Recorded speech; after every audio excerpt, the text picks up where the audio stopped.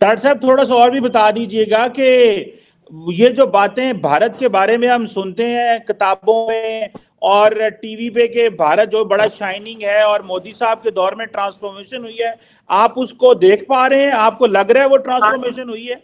Definitely Cheema साहब, मैं जब उतरा हूँ इंदिरा गांधी एयरपोर्ट पे, मैं जब बाहर आया हूँ, I was surprised to see the cleanliness of New Delhi. Matter of fact, I was like I told you, the whole city is full of tulips. मैं अमेरिका में living since 35 years, I haven't seen America that much cleaner than New Delhi. बात है, China से इतनी मोहब्बत क्यों है? India से नफरत है, चाइना से मोहब्बत नहीं है। इंडिया से नफरत क्यों है? बस पर्सनल इश्यूज हैं। 5वें नंबर की सुपर पावर है भारत।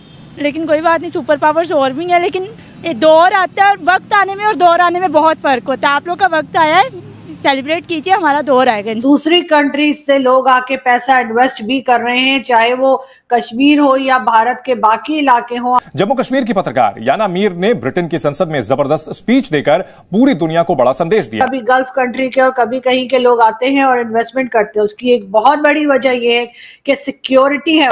दोस्तों, आपको याद होगा जब मोदी जी ने शुरू में झाड़ू हाथ में पकड़ा था और सफाई शुरू की थी, तो बहुत दुनिया ने मजाक उड़ाया था कि एक ऐसा प्राइम मिनिस्टर आ गया है जो झाड़ू लेके झाड़ू लगा रहा है, जो टॉयलेट बनवाने की बातें करता है। दोस्तों, आज उसका फल देख लीजिए। साजिद तरार जब 5 साल बाद अमेरिका से इंडिया आया, वो ये कह रहा है कि इतनी सफाई तो अमेरिका में नहीं है जितनी भारत के अंदर है। दोस्तों, कितने गर्व की बात है। ये एक इतनी छोटी सी चीज थी जो मोदी जी ने पकड़ी थी, और आज पूरी दुनिया के सामने संदेश जा रहा है कि भारत आज अमेरिका से भी ज्यादा साफ सुथरा हो गया है। हमारे जो डायस्पोरा है वो तो भाग कमाल कर ही रहा है। हमारे साइंटिस्ट, हमारे एनआरआई भाई, हमारी जो बिजनेसमैन है, उन्होंने कमाल तो किया ही हुआ है। लेकिन कुछ ऐसी चीजें होती है दोस्तों जो कोई ही नोट करता है, जो खासतौर से दुश्मन होते हैं। जैसे चीमा ने पूछ लिया कि भैया वहाँ सफाई है या नहीं है, लोग झूठ तो नहीं बोलते। और जब साजिद तरार का जवाब सुना तो दोस्तों आप चीमा की आंखें देखिएगा कैसे फट गई हैं। तो दोस्तों, ये वीडियो सिर्फ भारत में नहीं, पाकिस्तान के लोग जब सुनेंगे, देखेंगे, आप सोचिए कितना सीना गर्व से चौड़ा हो जाता है। और लोग मजाक उड़ाते थे, लेकिन आज लोग मोदी जी को पूछते हैं। दोस्तों, उसका रीजन यही है कि मोदी जी जड़ से सारी चीजों को खत्म करते जा रहे हैं। एक एक बुराई को, एक एक गरीबी को, जो गरीबों के लिए अभिशाप थी, उन चीजों को खत्म करते जा रहे हैं और गरीबों के लिए वरदान बनती जा रही है वो चीजें। दोस्तों, आपका क्या विचार है? प्लीज कमेंट जरूर कीजिएगा, वीडियो को लाइक कीजिएगा और चैनल सब्सक्राइब जरूर कर लीजिएगा। Thank you very much. और साजिद तारड़ साहब भारत में इस वक्त इंडिया गेट पे खड़े हैं। तारड़ साहब बहुत प्यारे लग रहे हैं, बड़े अच्छे ग्लासेस लग रहे हैं और पीछे बड़ा शोर है, और मैं देख रहा हूं कि आप भारत के अंदर इंडिया गेट पे हैं। कैसा महसूस कर रहे हैं तारड़ साहब भारत आके? चीमा साहब, मेरे लिए it's a very humbling experience. Very please मैं यहाँ पे आया हूँ और तो बड़ी चेंजेस देखी मैंने। Delhi is much cleaner then before. मैं 5 साल पहले आया था, उससे भी ज्यादा। और यहाँ पे आया हूँ, ट्यूलिप फेस्टिवल चल रहा है पूरे दिल्ली के अंदर इस वक्त। ट्यूलिप है यहाँ साइड पे। लेकिन मेरे लिए it's a very humbling experience today, standing right in front of historical place India Gate. बिल्कुल असेंबली है यहाँ पे। दिल्ली का एक बड़ा एरिया है, साफ सुथरा एरिया है। आसपास बड़े बड़े अच्छे होटल हैं। मैं खुद ओबराय होटल में ठहरा हूँ, जो कि डिप्लोमेटिक इनक्लेव, ज्यादातर डिप्लोमेट्स हैं आसपास, एम्बेसियां मौजूद हैं। तो मेरे लिए it's a very humbling experience. I am planning to go to Sisganj Gurudwara Sahib. I am planning to go to Hazrat Nizamuddin औलिया की दरगाह पे जाने का मेरा प्रोग्राम है। अक्षरम मंदिर जाऊंगा और मैं फिर मेरा न्यू दिल्ली का ट्रिप जो है इंक्लूड होगा। उसके बाद मेरा अमृतसर जाने का प्रोग्राम है, गोल्ड टेम्पल, हरमंदिर साहब जाऊंगा। मैं जब भी यहाँ आता हूँ तो I always go there. Indore जाऊंगा। लेकिन मेरे लिए it's a very humbling experience. India is my second home और I am feeling very comfortable. I am feeling very welcome here to India. लेकिन अब sadly, Chima Sahab, unfortunately, there will be no justification if I tell you कि where India is moving up। और आप कहाँ खड़े हैं, चट्टा साहब की चीजें नजर आ रही हैं, उनकी अपॉलॉजी नजर आ रही है।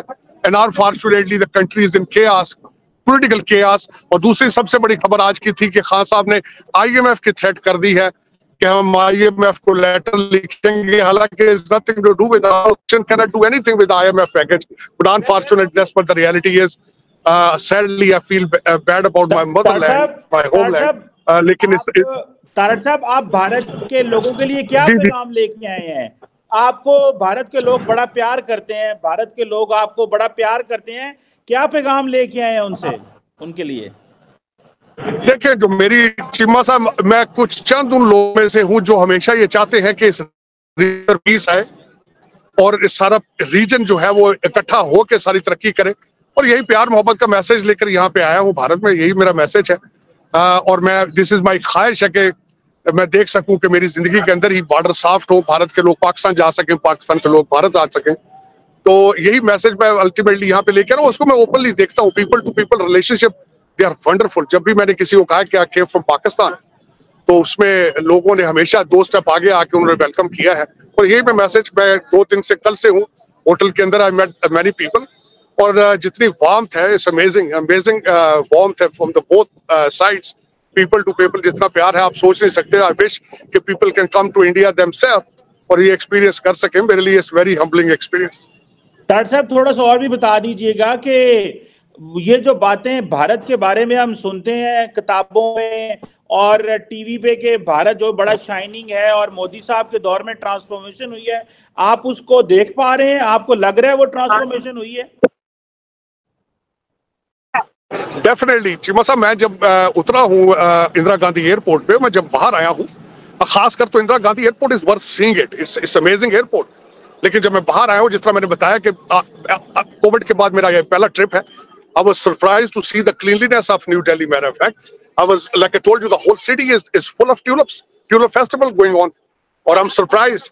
मैं अमेरिका में living since 35 years, I haven't seen America that much cleaner than New Delhi.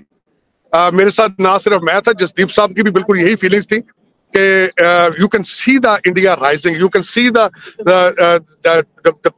motivation of people, their appetite to move forward to take India to the next level. आप जिस तरह देख रहे हैं, अगले दिन म्यूनिख के अंदर डॉक्टर जयशंकर जिस तरीके से उन्होंने कॉन्फिडेंस के साथ जवाब दिए हैं, जिस तरीके से he was full of confidence, the way the rise of India, matter of fact, मैं उसी तरीके से उसको आई विटनेस कर रहा हूँ। It's an amazing experience, I am going through it. Hotels, I was surprised to see. I haven't seen. I'm staying at Oberoi, and Oberoi, I haven't seen such a hotel, especially their hospitality. I cannot find in United States and of America. So I can see it, the way the India is rising. This is an eyewitness experience, and I'm seeing it, and I wish people from my motherland, they learn from them. ये 2 अलग अलग countries हैं। एक है भारत, जिसके साथ पहले पाकिस्तान हुआ करता था, और उसके बाद 1947 के बाद हमने जी इस्लाम के नाम पर या रिलीजन के नाम पे हमने एक नई कंट्री बनाई, और उसके बाद हम बना तो ली, लेकिन हम उसे मैनेज नहीं कर पाए। भारत दूसरी तरफ हम देखते हैं कि आगे की तरफ बढ़ता हुआ दिखाई दे रहा है, चाहे उनकी फॉरेन पॉलिसी हो, जो हमेशा से मुझे पसंद है, और मैं डॉक्टर जयशंकर की बहुत बड़ी फैन हुई है, तो मैंने हमेशा ही कहा है। और अगर इकोनॉमी को देखें तो इकोनॉमी वाइज भी भारत जो है वो कहीं आगे है पाकिस्तान से, बल्कि इस रीजन में जितनी भी कंट्रीज हैं उनसे हमें भारत बहुत आगे जाता हुआ दिखाई दे रहा है।